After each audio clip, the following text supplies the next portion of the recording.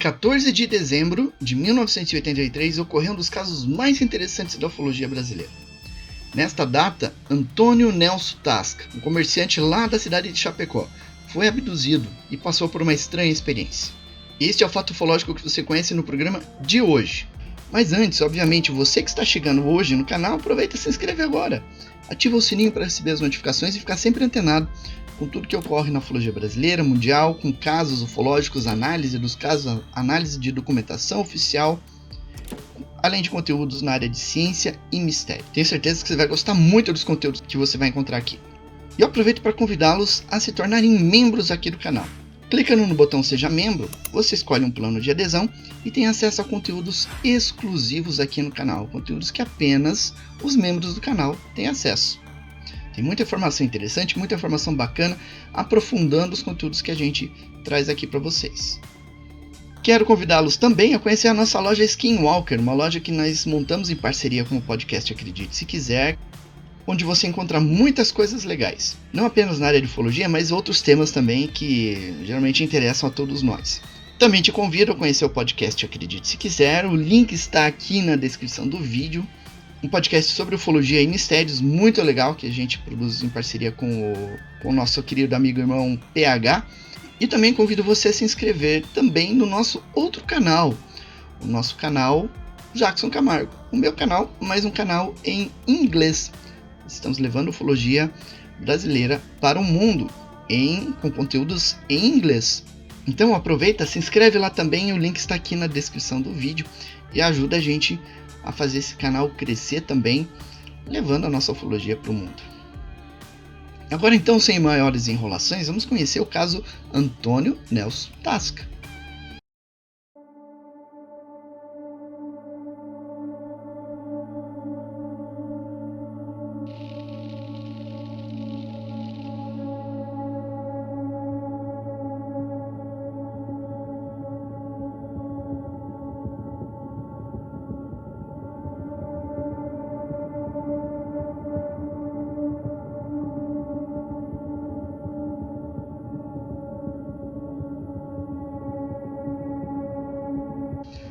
O caso Antônio Nelson Tasca é considerado um dos casos mais importantes da ufologia brasileira. Ele ocorreu na noite de 14 de dezembro de 1983. O protagonista, Antônio Nelson Tasca, era corretor de imóveis e tentava vender terrenos e fazendas, localizados na Bahia, para interessados na cidade de Chapecó, em Santa Catarina. Naquela noite, Tasca visitaria o Sr. Pedro Sela, que morava às margens de uma via asfaltada que ligava-se à BR-282, a 10 km da cidade de Chapecó, em Santa Catarina. Como o Sr. Sela não se encontrava em casa, Tasca resolveu voltar para sua casa, em sua Brasília. Por volta de 20 horas, quando ele encontrava-se nas proximidades da fábrica da Coca-Cola, mais ou menos a 6 km da cidade de Chapecó, Tasca saiu do asfalto e entrou em uma estrada de terra, à direita da rodovia, que dá acesso à granja do Sr. Toso. Nessa estrada, Tasca deparou-se com um objeto esverdeado, com aproximadamente 10 metros de comprimento por 3 metros de altura, pousado logo à sua frente. Tasca parou o carro a 30 metros do objeto, que a princípio julgou ser um ônibus devido à disposição das janelas. Curioso, Tasca desligou os faróis e o motor do carro e aproximou-se do ônibus.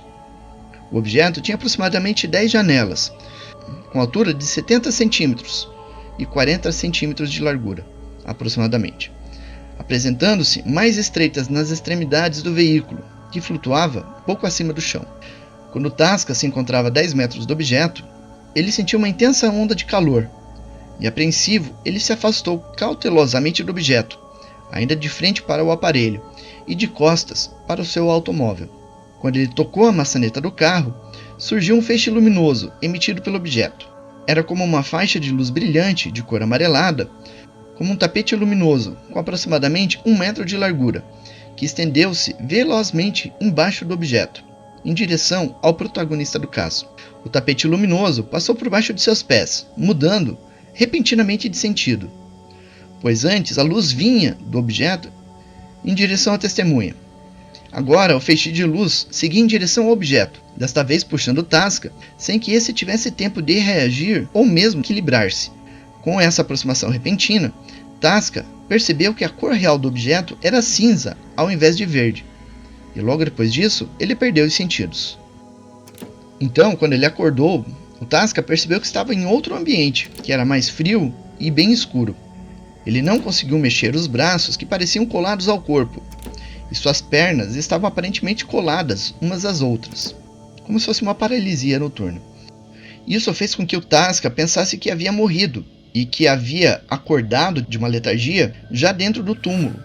Então ele ficou bastante assustado, a sua respiração ficou bastante ofegante e ao mesmo tempo ele sentiu que o ambiente se tornava cada vez mais frio e ele deixou de sentir o seu corpo, ele estava insensível e logo em seguida ele sentiu falta de ar. Como ele não conseguia gritar por socorro e estava nessa intensa agonia, o Tasca chorou. Mas repentinamente a temperatura começou a subir e o ar começou a entrar de novo no ambiente onde ele estava e a sensibilidade do corpo foi voltando. Pouco depois ele ouviu passos de 3 ou 4 pessoas que estavam se aproximando à sua direita. Uma dessas pessoas posicionou-se à sua esquerda e ele sentiu que essas pessoas estavam fazendo algum tipo de análise na parte superior das pernas de Tasca, fazendo batidas sucessivas, como se fossem aqueles testes de reflexo que são feitos com aquele martelinho, né? E enquanto estava acontecendo esses testes, o Tasca ele ouviu uma espécie de comunicação entre essas pessoas, como se fossem grunhidos, não era uma fala normal, era como se fossem grunhidos que ele não entendia. E aí depois disso eles continuaram examinando as pernas do Tasca, os joelhos, até examinar os pés. E depois disso colocaram ele em pé nessa sala.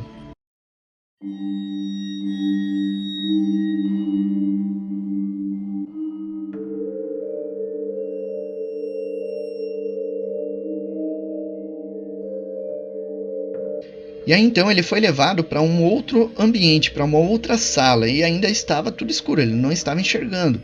Quando ele entrou nessa sala, esses seres que estavam com ele se afastaram. E aí então a luz se acendeu e ele percebeu que ele estava nu, ele estava pelado e as roupas dele estavam colocadas num canto nesta sala. Este ambiente então ele tinha em torno de 2,5 metros, 3 metros de largura por 3 metros de altura. E tinha cantos arredondados, não tinha janelas, ele não via portas, e ele passou a apalpar as paredes para ver, tentar descobrir onde ele estava e como sair dali. Ele sentiu que era tudo revestido com uma espécie de metal polido. E aí depois disso, uma porta de repente se abriu e entrou uma moça. Essa moça tinha aproximadamente 1,20 m de altura, o Tasca ele tinha em torno de 1,74 m, essa moça tinha 1,20 m, com cabelos claros caindo até o ombro, o rosto tinha uma pele clara e fina, olhos azuis amendoados, que era um pouquinho diferente do olho humano comum, pois eles eram mais afastados entre si, e alcançava a parte lateral do rosto, terminando numa espécie de... como se fosse uma vírgula, né? Fosse meio curvadinho assim.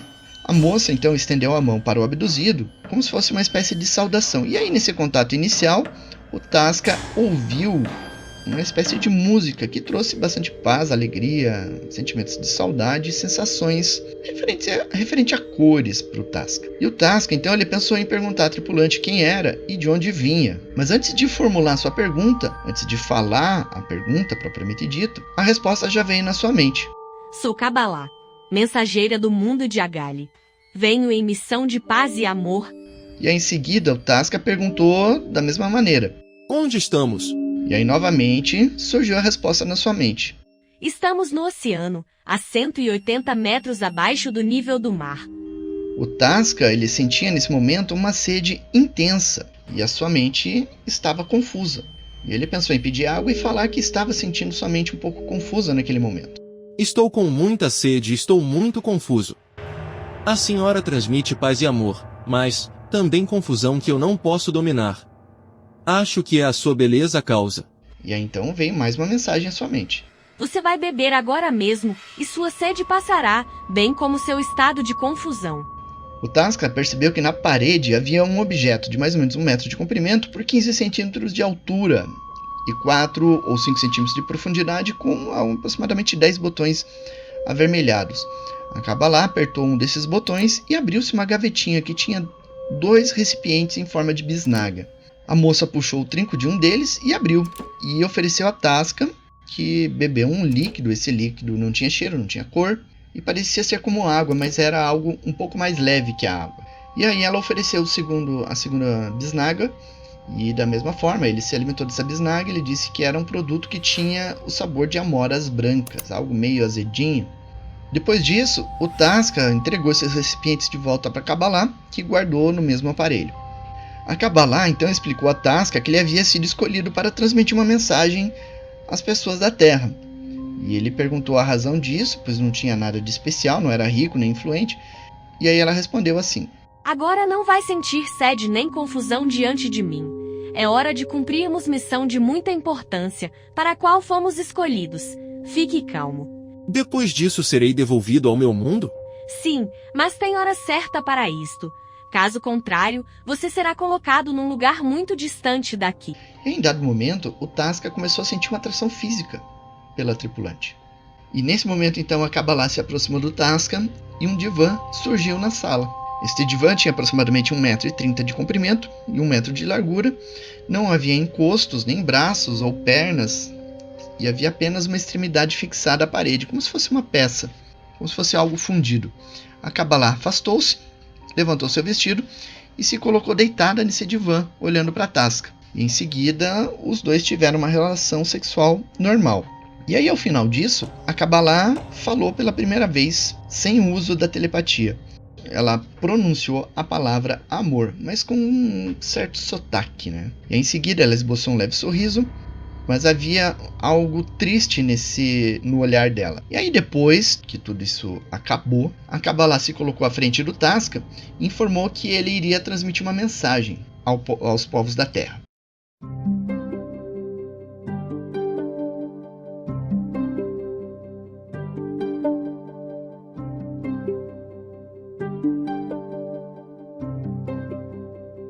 E aí o Tasca ficou surpreso, né? Ele falou que ele não tinha uma boa memória, que não poderia não se lembrar dessa mensagem depois. Senhora, ao sair daqui minha mente vai falhar e eu lembrarei apenas alguns trechos da mensagem. E aí, diante disso, a Kabbalah apertou um outro botão e abriu-se uma divisão na parede, de onde ela retirou uma espécie de diadema, como a gente está vendo nessa imagem. E ele colocou isso na cabeça do Tasca, dizendo: Com isto na sua cabeça, você me ouve 2 vezes a dizer-lhe a mensagem e nunca mais esta lhe sairá da memória. E assim a Kabbalah então transmitiu a mensagem para o Tasca. E a mensagem você vai conhecer agora.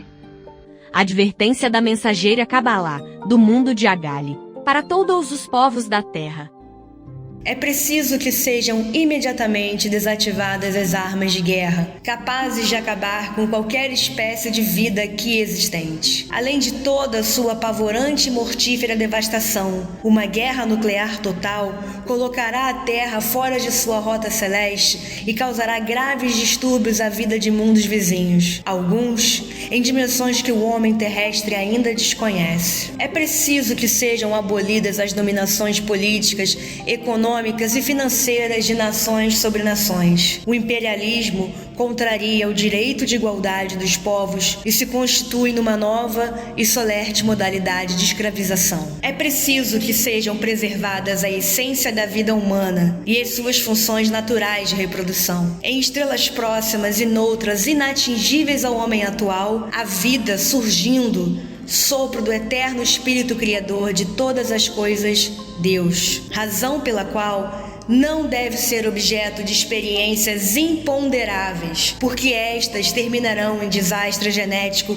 irreversível. É preciso que, dentro do mais rigoroso critério de justiça e moral, com vistas para a solução de problemas sociais resultantes da proliferação humana desordenada, sejam instituídos órgãos que, por vias científicas naturais, planejem e executem programa de controle populacional e de melhoramentos biológicos do homem. É preciso que o homem conquiste outros mundos do universo e ali encontre lugares adequados para as suas futuras imigrações e novas fontes de energia e subsistência. Mas antes, deve conquistar seu próprio mundo, desvendando-lhe os enigmas que ainda existem na terra, no mar e no ar, conservando-lhe os elementos naturais de vital importância, defendendo-o da sutil pirataria do exterior e curando-lhe as imperfeições humanas do corpo, da mente e do espírito. É preciso que, atendidas estas exortações, a humanidade esteja preparada para o período de extraordinário acontecimentos de que a Terra será palco. Dentro de pouco tempo, os grandes eventos serão pronunciados por estranhas manifestações telúricas e sinais celestes de magnífico esplendor e inquietante beleza. Mestres da suma sabedoria tornarão a vir à Terra, renovarão ensinamentos maravilhosos e ajudarão a estabelecer nova sociedade política. Renascerá o paraíso terrestre, pleno de luz e amor. Então, através de meios e energias, ora sequer supostos, o homem conhecerá os côncavos e convexos dimensionais da Terra, viajará às profundezas do universo e não sentirá a canseira do tempo. E como sublime conquista da capacidade criadora humana, será posta em ação a máquina do poder absoluto, engenho que, entre muitos outros prodígios, dará à humanidade a visão mais feliz e assombrosa de toda a sua história: a ressurreição dos mortos na faixa dos 4x. Então, assim que transmitiu essa mensagem, ela retirou o diadema da cabeça do Tasca e guardou ele no mesmo local de onde ele havia tirado. Em seguida, a Kabbalah encarou o Tasca e repetiu a mesma saudação do momento inicial do contato, cruzando em seguida o braço esquerdo sobre o peito e levantando a mão direita sobre o ombro. Em seguida, a tripulante foi recuando de costas lentamente em direção à porta de entrada, que havia se aberto na parede. E aí essa porta se fechou e o Tasca ficou sozinho nesse ambiente novamente. E aí ocorreu um processo inverso. A luz foi se apagando, a temperatura diminuiu, ele ficou insensível, sentiu aquela mesma sensação, aquela agonia do momento inicial do contato. Ele foi colocado numa espécie de cama pelos tripulantes de novo, e aí então ele perdeu os sentidos.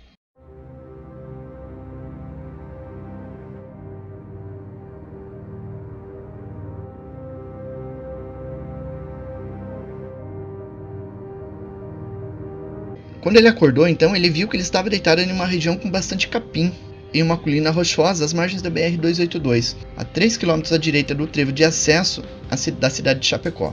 E aí, pela posição do sol, o Tasca estimou que já era aproximadamente 6 horas da manhã, embora o relógio de pulso dele indicasse que era 10h15. Os braços e pernas dele estavam um pouco travados. Ele ouvia, enxergava perfeitamente, mas os braços e as pernas estavam meio que paralisados. E ele levou aproximadamente 2 horas para conseguir se movimentar de novo adequadamente. E assim que ele conseguiu, então, o Tasca desceu a estrada e andou a pé por aproximadamente 2 km até chegar à Eletrodiesel Batistella, onde foi atendido por 2 moças. E ali então o Tasca telefonou para casa e avisou a família. E aí ele viu que a família estava muito nervosa, muito tensa, porque ele estava desaparecido, havia encontrado o carro dele abandonado e não sabiam o que havia acontecido com ele. Inclusive eles já haviam acionado a polícia, informado a polícia do seu desaparecimento, né? E aí, em dado momento, ele estava indo para casa a pé. O filho dele, que estava chegando na cidade, viu o pai, o Antônio Tasca, na estrada e aí acolheu ele e levou ele para casa. E o Maximiliano, que era o filho dele, viu que o pai estava em estado de choque, não sabia dizer exatamente o que tinha acontecido. Levou algum tempo até que ele pudesse contar para os familiares o que havia acontecido. E aí então eles levaram o Tasca para fazer exames no Hospital Santo Antônio, em Chapecó, onde foi atendido pelo Dr. Júlio Zawadzki. E o Tasca não contou para o médico o que havia acontecido. E aí o médico concluiu que o estado que ele tinha, que ele estava apresentando de pressão alta, nervosismo, o estado emocional dele era devido a um possível assalto. Então ele receitou um tranquilizante para o Tasca e deu alta para ele. E aí ele voltou para casa com a família. Só que naquele mesmo dia, mais tarde, quando o Tasca tirou a camisa e estava indo tomar banho, eles perceberam que havia uma marca nas costas do Tasca. E quem percebeu a lesão primeiro foi o Guido, o irmão do Tasca, que estava ajudando ele a tirar a roupa na hora. E aí eles viram que era uma queimadura bastante grave e que o Tasca não tinha percebido, eles não estavam sentindo nada de anormal no local. E aí então resolveram levar ele para o médico de novo, para o mesmo médico que havia atendido ele de manhã. O Dr. Zawadzki estava acompanhado também de outros médicos, o Dr. José Antônio Madaloso e o Dr. Carlos Alberto Siqueira Reis. E eles ficaram intrigados com aquilo, porque era uma queimadura que deveria estar doendo muito no Tasca. E o Tasca não estava sentindo nada. Eles não puderam explicar o motivo disso, por que ele não estava sentindo aquilo e nem a origem de tal ferimento. Embora fossem queimaduras de 3º grau, com destruição de tecidos inclusive, não havia avermelhamento da pele nas proximidades, não havia nem perda de fluido plasmático, que são características que ocorrem nesse tipo de ferimento, né, de queimadura de 3º grau. Aí vocês estão vendo algumas fotografias da lesão. E aí no dia seguinte, ele retornou à residência do Tasca, levando mais 4 médicos para documentar essa lesão. E aí eles descobriram que no tórax do Tasca, na parte da frente, na extremidade inferior do osso externo, na região xifoide, havia um círculo de 3 centímetros de diâmetro, que consistia de pequenos pontinhos vermelhos, na mesma região onde Tasca sentiu dor. E aí ele foi medicado pelo médico e aí esses pontinhos avermelhados desapareceram por completo nos dias seguintes. E nos dias seguintes o Tasca não sentiu muita fome, ele comeu muito pouco. No 3º dia, o Tasca acordou às 2h15 da manhã e vomitou bastante. Ele sentiu o mesmo gosto de amora branca que ele sentiu a bordo do objeto. E após esse processo de vomitar essa substância estranha, o apetite dele voltou ao normal e ele voltou a se alimentar adequadamente.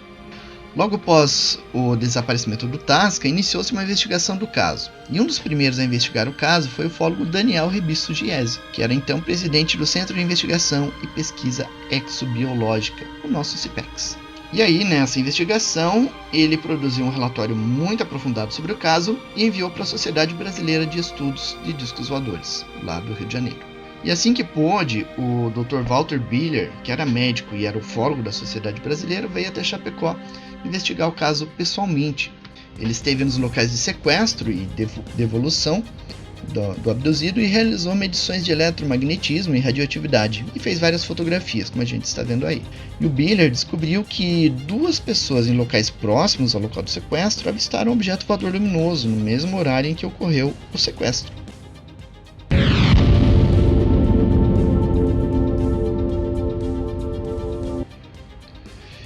E esse então foi o caso Antônio Nelson Tasca.